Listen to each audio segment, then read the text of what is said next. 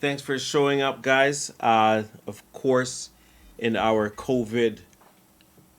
Actually, you know what? Not even we can't even blame COVID. Baseball's done.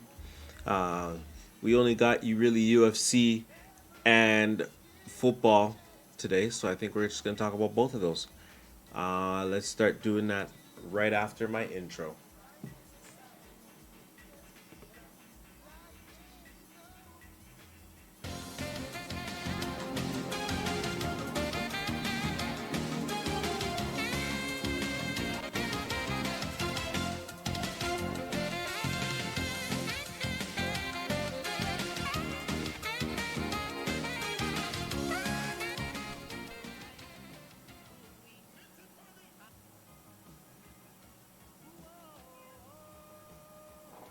Thanks for watching the show, Coach Wondergeddon. I'm your Coach Wondergeddon.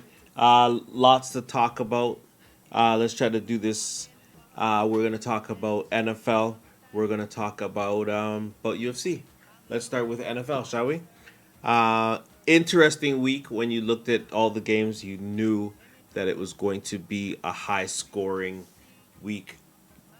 You could just tell there was a lot of teams that looked like they weren't going to be able to stop high octane scorers. For example, teams like the New York Jets versus the Kansas City Chiefs. You knew that Kansas City was going to score a lot of points. At the same time, you knew that the Jets weren't going to score a lot of points. So you knew it was going to end up being a throwing match, and it was quite a few of those this week. For example, well, we did talk about the Chiefs. Let's continue with that. The Chiefs grounded the Jets.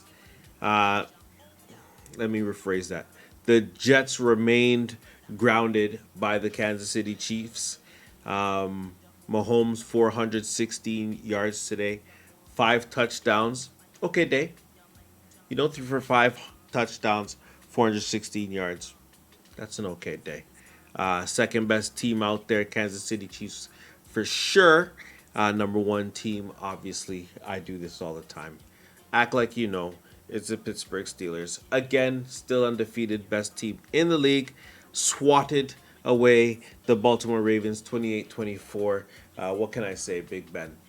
Last year, a lot of people made fun of us, made fun of the Pittsburgh Steelers. Guess what, guys?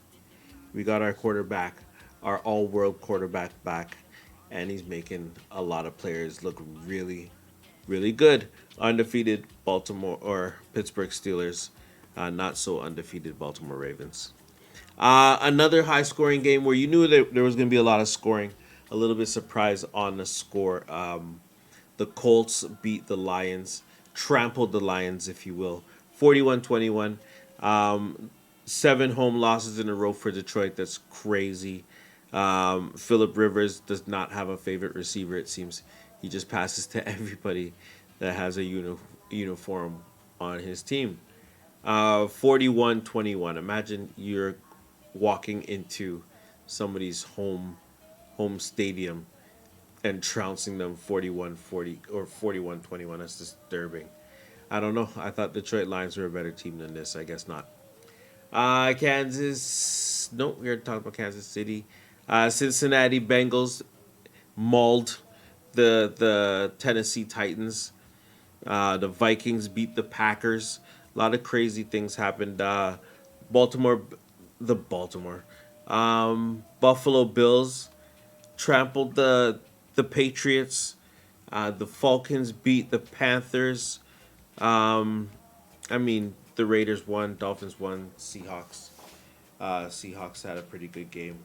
CK Metcalf caught, I believe, 161 yards today, 2 touchdowns. Good game for him. The Dolphins won with Tua as his starting quarterback, and the Broncos won too.